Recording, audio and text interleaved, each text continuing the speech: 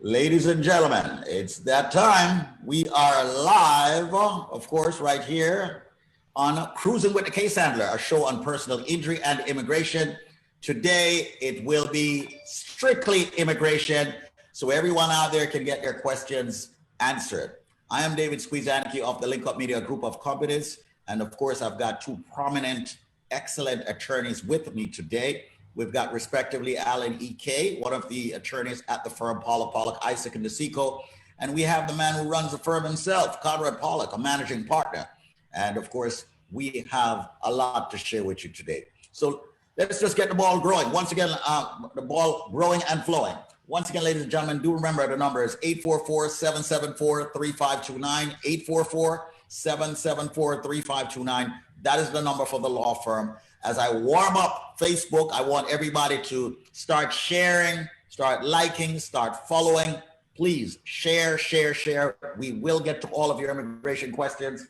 But right now, let's just find out what's happening in immigration, on immigration, with, of course, our attorney, Alan E. Kaye. Alan, talk to me. What's happening with immigration? And good morning, Conrad.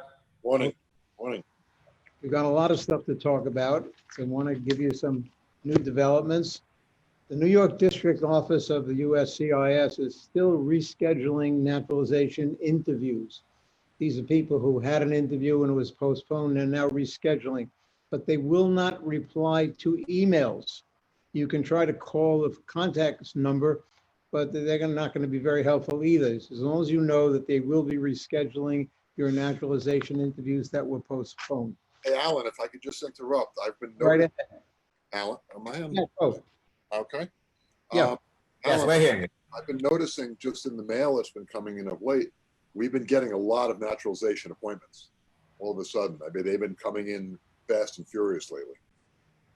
so it shows that they are rescheduling and people are hearing things, which is good. And in fact, I've noticed that the interviews as they come in, and the applicant passes the interview, they're being scheduled to be sworn in also very quickly. Surprising, usually, you would think, because if you're sworn in, then you're a citizen, you can vote in this election. I would think that they'd be trying to slow down. I would think that too. No, but that's not happening. It's shocking. Well, Stephen Miller must have missed this one. If you're waiting for your naturalization interview, if you're waiting to be sworn in, good for you. If you have any questions about the process, give us a call. We'll be happy to talk to you about your questions about naturalization. Next, the New York Immigration Courts, for those of you who have removal proceedings, pending, the Immigration Court in New York is closed for people who are not detained through September 11th. So no removal proceedings through September 11th. After September 11th, you may start to hear notices that you will be having a removal proceeding, but nothing until then. Alan, if I could interrupt you here. Right ahead. In case if you've been following what's going on with the calendar and the courts, this has been happening continuously. This is the third or fourth time in the last month or two that the courts have put the non-detained calendar out. They just announced no hearings before September 11th. 2 weeks ago, the date was August 31st. 2 weeks before that, it was August 15th. Bottom line is, and I'm hearing this from just rumblings and just gossip amongst the immigration lawyers and court community, the immigration judges don't want to come back. The immigration judges are not comfortable doing in-person hearings. And as a result, that's why they keep pushing this calendar out. So even though right now the date is September 11th, there's a good chance it's going to end up being postponed even beyond that.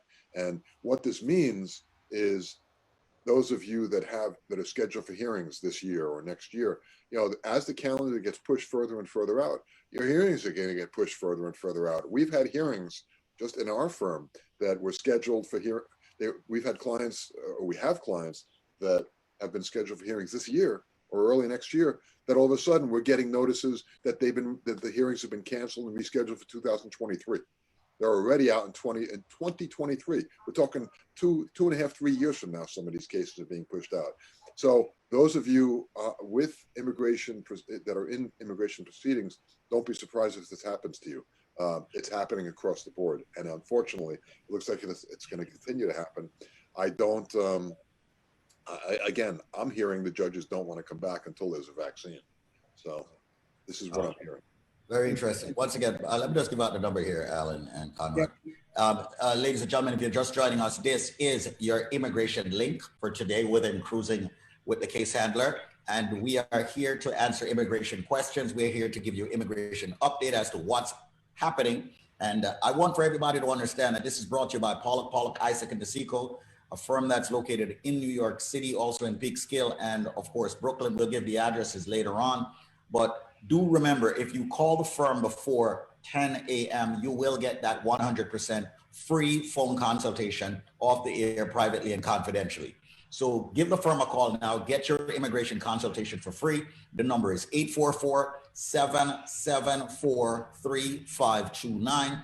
That's 844-774-3529, 844-774-3529. Let's get back to Alan as he gives us the update on immigration and what's happening in the world.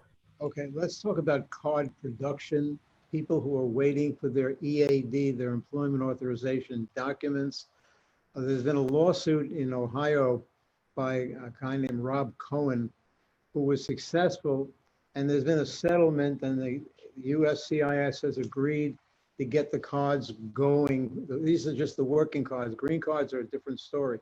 So you should start to see now pretty quickly your EAD, employment authorization documents, probably within a week or two. So if you don't get it that quickly, let us know, and I can talk to Rob Cohen, the lawyer who won that case, but it's good news. Okay, let's talk about consular processing. If you have a case pending at an American consulate and you're waiting to hear what to be called, waiting for appointments, they're very slowly coming back online. And so they will honor people who really have an emergency, like students who have to get a student visa so they can start school very soon. Other emergencies that they will honor, but non-emergency consular processing cases are going to take a little time. They're coming slowly. They're coming back online. Okay, DACA.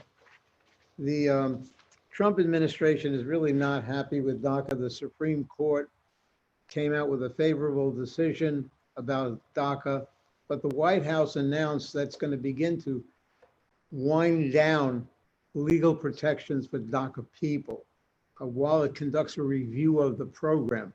Not good news that they're going to conducting a review of the program.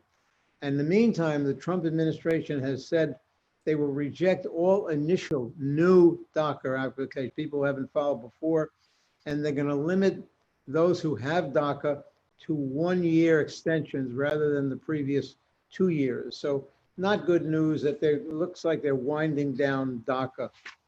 Okay, next. Look, and Alan, you know that if Trump gets reelected, you know that's one of the first things he's going to do is he's going to eliminate DACA.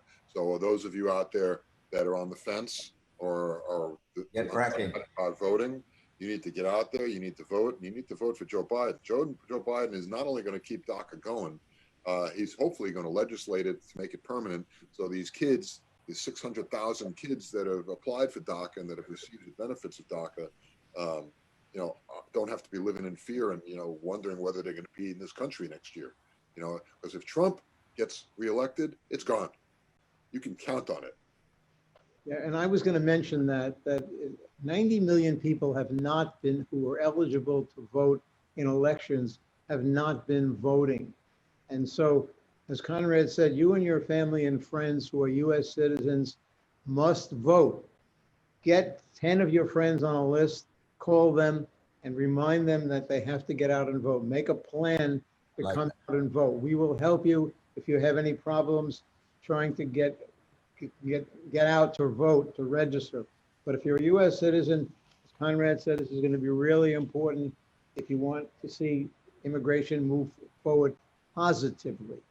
Okay, let's talk about... just on the same subject, So I just had a conversation with somebody who's pretty active in New York politics out of Peekskill, and he is providing us with various links, because I mentioned that my kids want to volunteer to make phone calls or whatever to help get out the vote. We're going to have some links on our website very soon in terms of how if you do want to get active in politics and you do want to contribute, I'm not just talking about contributing money, I'm talking about contributing time, to help get the vote out, as simple as calling people and say, hey, go vote, just to remind them you can vote, here's where the polling place is, here's how you can make sure your ballot counts. Right.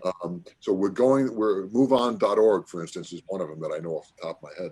But we're going to have a few links on our website. So anyone who's interested, you can go to our website if you're not sure where to look. So that'll be done by the end of the weekend. And start the Yeah, I like that. I like that. Yes. I really love those initiatives that you guys are doing. Important. And look, this is the most important election. Look, I mean, I'm not as old as you guys, but this is the most important election of our lives.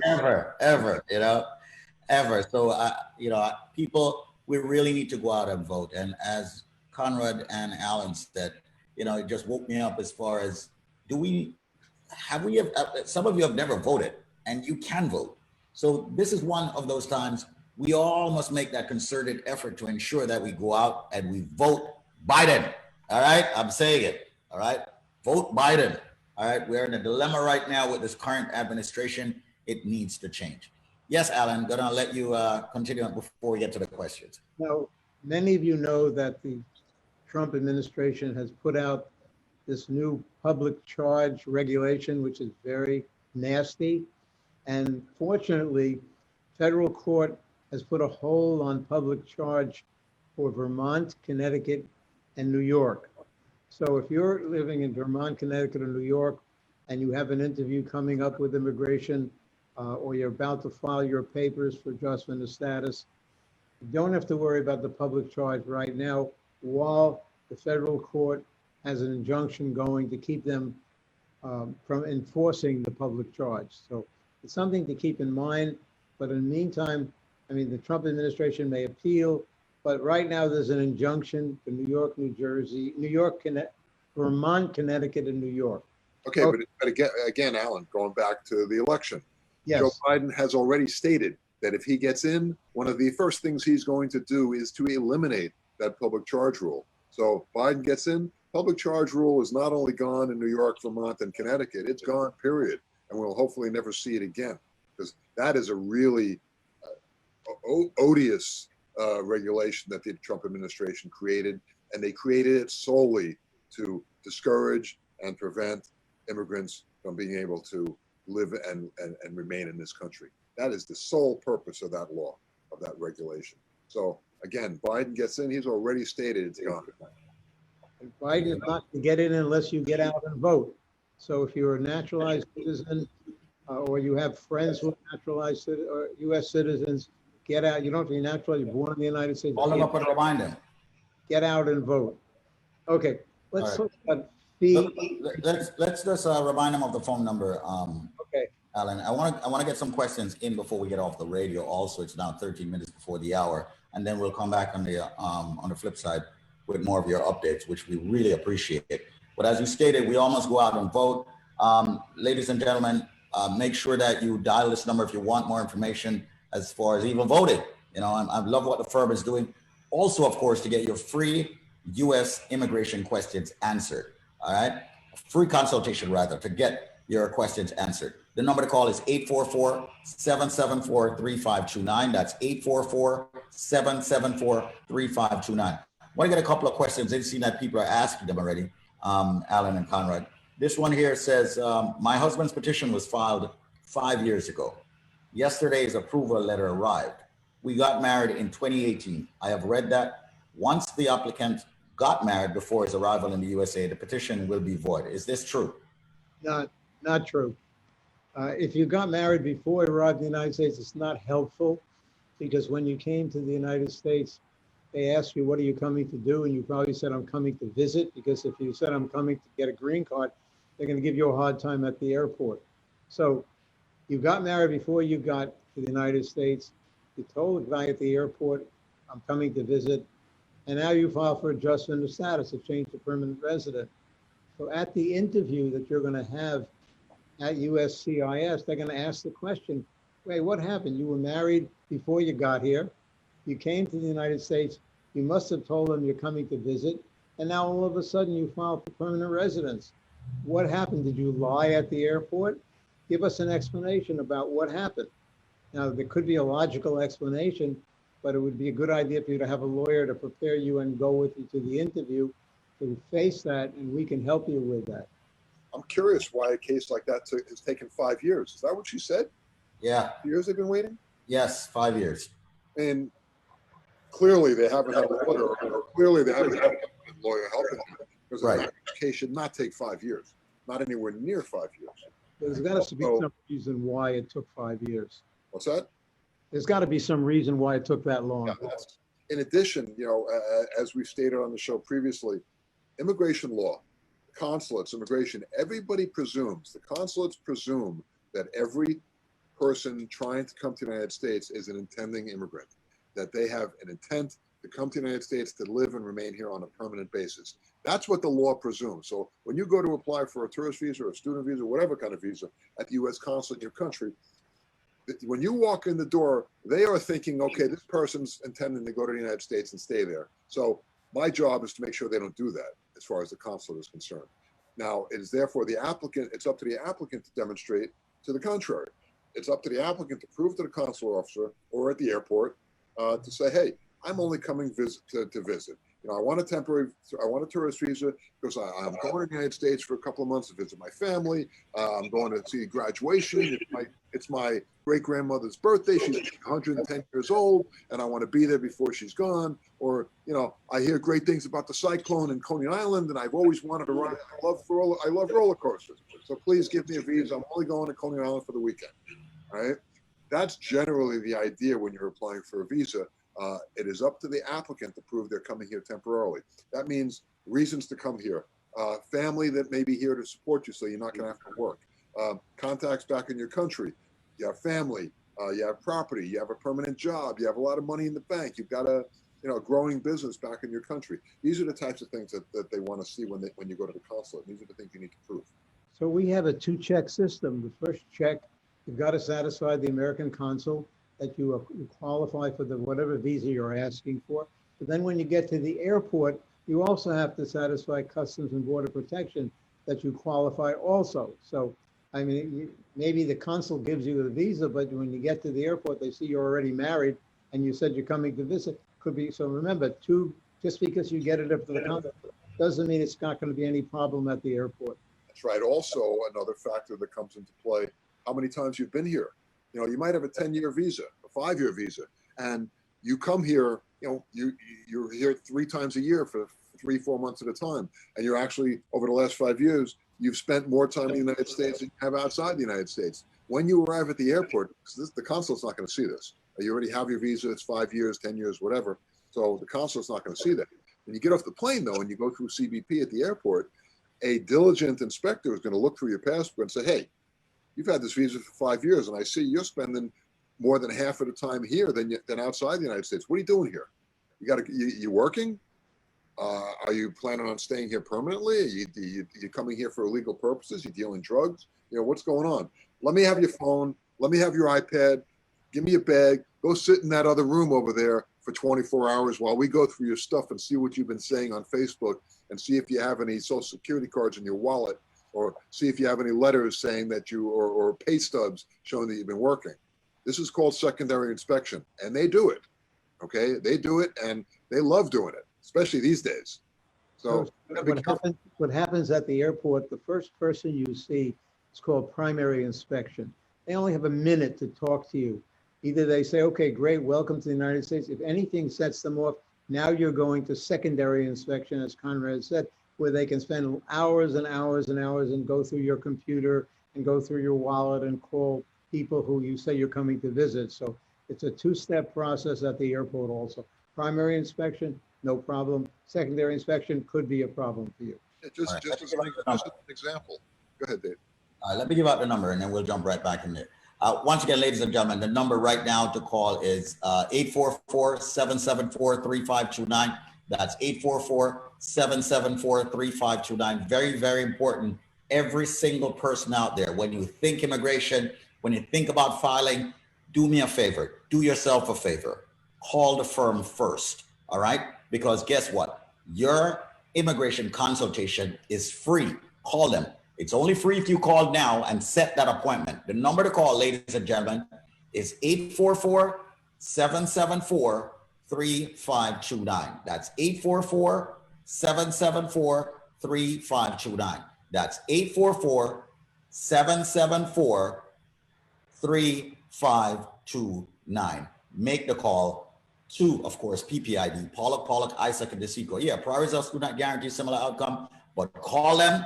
Get that free phone consultation, do the right thing, and after the consultation, hire them, okay? And those people who called over the weekend and you have not spoken with the attorneys, call them because you don't want to be too far down in the queue. Call them back and tell them that you want to speak with them now. 844-774-3529. You may proceed, Conrad. Squeeze, I have a client situation I want to talk about, but do we have any more questions before we go off the radio? Yeah, let's see. Yeah. One says here, I'm filing for my brother under F4 category. Since he's on U.S. soil under I-485 adjustment of status, will the processing be faster? Fourth preference cases, that's a sibling, U.S. citizen applying for a sibling, brother or sister. Cases like that take 15 years on average. In order to adjust status, the brother, the beneficiary, has to be in legal status. If he's in the United States, he has to be in lawful status for every single day that he's been here. Now, if he's been here for 15 years, I doubt that he's been in lawful status the entire time. If that's the case, if he's been out of status one day, he can't adjust status. He can't do the 45. He's got to go back to his country. The only exception to that rule generally is if he's under an old law, which is called 245I. If this person had applied for his immigration case before April 30th, 2001, he might still be eligible to get his green card in the United States. He pays $1,000 fine and so on and so forth. It's a little more complicated, and I need more details to get into. But bottom line is, fourth preference cases rarely can adjust status because it's very unusual for the person to have been in lawful status all that period of time. And if your brother was here out of status for more than 6 months, when he goes home to get the visa, there's going to be a 3-year bar at coming back. Right.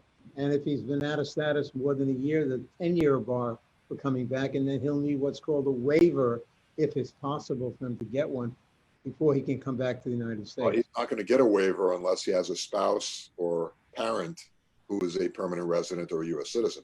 A brother, having a U.S. citizen brother does not qualify you for anything. No waiver there. So your brother should do a consultation with us. He'll need some help.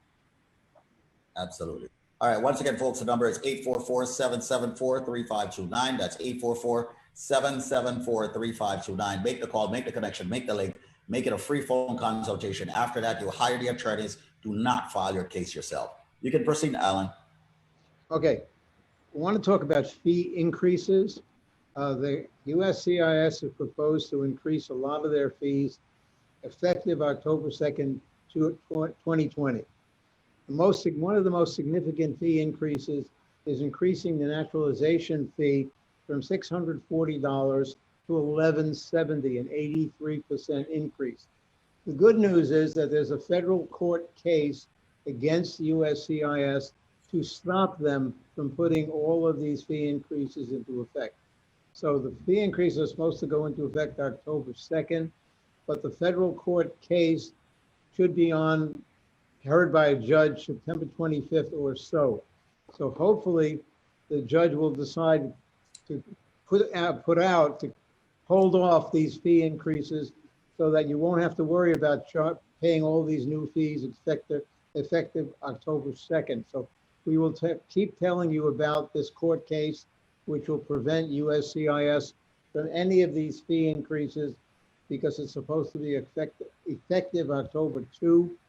But the court case should be held by a judge September 25. So it's good news that there is a court case to stop them from putting in these fee increases. Alan, do we have any details? I haven't read about that case. I've heard about it, but I don't know any of the details of what the reasoning is that that the plaintiffs could use to have those fees delayed or eliminated.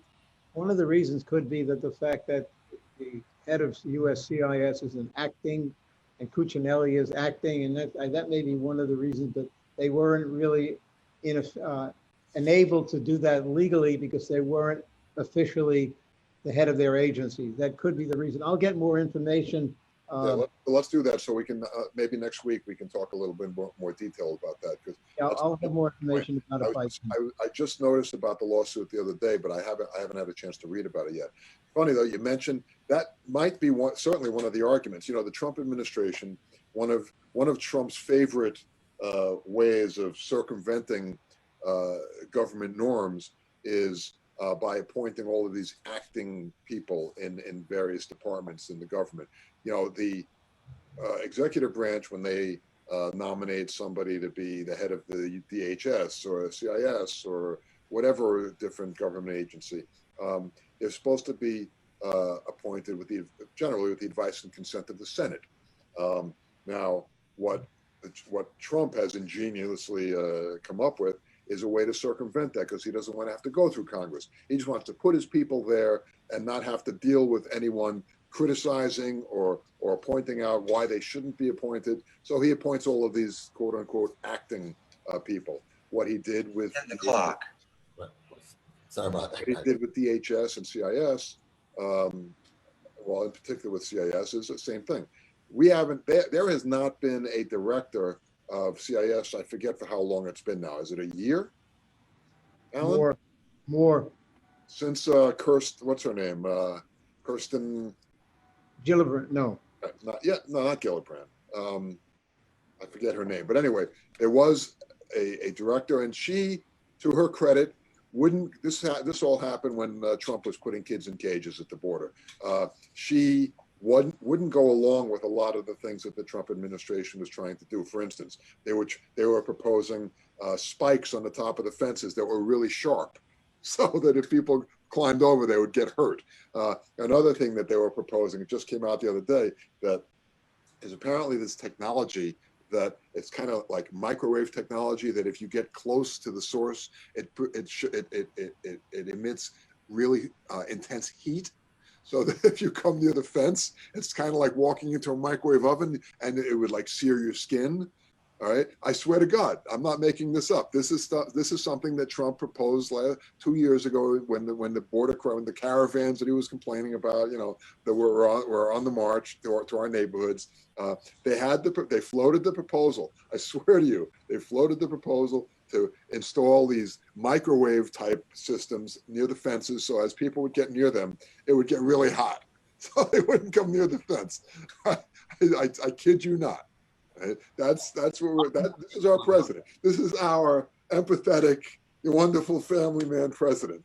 This guy's got to go. Anyway, getting back to my point, he appoints all of these acting people so he can circumvent government process and government review of the people that he selects, the yes men that he selects to lead all of these agencies. Ken Cuccinelli and is it Charlie Ward?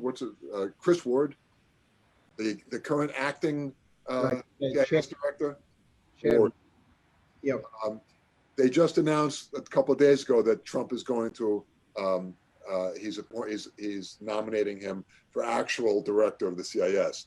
Guess what the reason is? Here we are, because now the courts everybody's been suing immigration, suing the government, saying these guys don't have the authority to make the rules. He's not the director. They're circumventing government procedures and government norms to appoint all of these people that haven't been reviewed by the Senate, and therefore they can't do that. So this is Trump's response. He's going to now try to make Ward an actual director of the CIS. How quickly that happens, who knows? Absolutely. Once again, folks, this is Cruising with a Case Handler right here. Check it out each and every single weekday at 9:30 a.m. You just heard the voice. We call him the Maestro. And of course, his real name is Conrad Pollack. He's the managing partner at the firm Pollack, Isaac and DeSico. We also have Alan E. Kaye, one of the attorneys there, giving us a wealth of information this morning. And it's great to be hearing the back and forth between Conrad and Alan as to what our president is doing, the orange guy is doing, whatever name you want to give him. Very, very important that you guys go out and vote Biden. That's what I got to say. Got another question here. This is the guy who's going to bring law and order. Yeah. And if Biden gets elected, we're going to have chaos in the streets. Meanwhile, the chaos in the streets is happening right now. Who's president? Yeah. I think it's Trump, right? Yeah. Right now it's happening.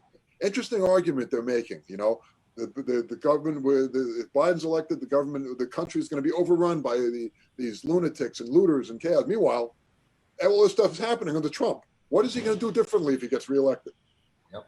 That's Mr. Conrad there sharing his viewpoint. So basically, he's just being cynical. He's basically saying, go out and vote Biden. That's what he's saying. All right. All right. So here's another question right here on the immigration link within Cruising with the Case Handler. My mother is a U.S. citizen. She petitioned her kids that are in Africa with an approved I-130.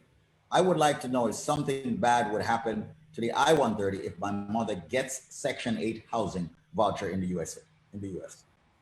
Well, under the public charge rule, that would be a negative factor in the determination. I don't know where they live, but if they live outside of New York, Vermont, or Connecticut, the public charge rule could affect that case. Now, we don't know what the preference category is there. We don't know how long this case is going to take. But the fact is, under this public charge rule that is implemented by and large in 47 of the 50 states, we are receiving Section 8 housing or housing vouchers is one of the negative criteria that they will consider. That alone won't necessarily foreclose the kids getting their green cards, but it's definitely a negative factor, which will be weighed against whatever factors there are there. Okay, gotcha. And, once again, people do remember, call the firm, get a free phone consultation, and then hire the attorneys. You don't want to do these cases yourself, as you can see here. The number is 844-774-3529. That's 844-PPIDLAW. And final question here says, my husband and I are applying for a CR1 visa. I am a U.S. citizen. Our interview site will be in Barbados. We began this process April 2019. We became qualified for an interview April 2020, but with COVID, everything got delayed. When I checked the case status online, it says our case is still at NVC. I spoke with someone at NVC and they said everything is fine. Just be patient and wait for an interview. From what I've seen with other people is that as soon as documents are approved, the case gets sent to the embassy immediately. Should I be concerned or just continue to wait patiently? Just wait. The consulate's been closed. And Alan, I mean, unless you want to say something different, Okay. everything's in order. The fact that it's only been a year, roughly a year and a half, and these days, that's not unusual. Yeah, normally, cases that are go to the NVC for what's called immediate relatives, the husbands and wives of U.S. citizens, parents of U.S. citizens, children of U.S. citizens, get priority. Although the NVC is not, is kind of overwhelmed and things are not going too well. But we have some ways of trying to push the consulate and find out what's going on. So if you get in touch with me, we may be able to find out why it's taking so long. Gotcha. Once again, ladies and gentlemen, this is Cruising with the Case Handler, a show on personal injury and immigration law. Make sure you reach out to the firm Pollack, Isaac and DeSico. Yes, it's an attorney advertisement, and yes, prior results do not guarantee similar outcome. However, ladies and gentlemen, make sure you call them 844-774-3529. That's 844-774-3529. Want you all to hang out for the next 4 or 5 minutes to speak about what Conrad thinks on the RNC. I just hear his viewpoints on it for the next 4 minutes. I don't think we have enough time for me to get into that, to be honest with you. I'll go on and on. What do you think about our wonderful president, doing everything over at the White House there that your tax dollars is paid for? Well, last night's convention took place at Fort McHenry in Baltimore. Same thing. I mean, the military is not supposed to be used for political purposes. Same thing. with the Secretary of State giving a speech.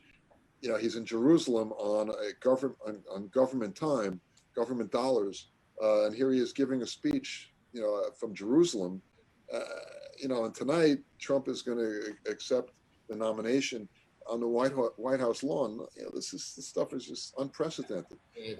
Again, this is all he does. He does whatever he wants. He has no qualms about breaking with tradition. He has no understanding of government norms and government procedures, and he just doesn't care. You know, and it's distressing. You know, I mean, these things have never happened before, and unfortunately, you know, it's going to become the norm. You know, I mean, if he's going to do it, the next president's going to do it, and they're all going to start doing it, and it's so unseemly, and it's just, you know, again, it's par for the course with this guy. It's another reason we just got to get rid of him. Just got to get him out. And what do you say they should go out and do, Alan? Everybody should go out and vote for Biden for president, and make sure that your friends, relatives who are U.S. citizens go out with you, make a plan. Everybody should go out and vote for Biden for president. Thank you all so much. All right, everyone, for tuning in. This has been a great show, a phenomenal show. Do remember to call Pollack, Isaac, and Nasico at 844-774-3529. Get that free phone consultation, and then, yes, hire them. Have yourself an amazing day. Alan, Conrad, thanks again. Appreciate it.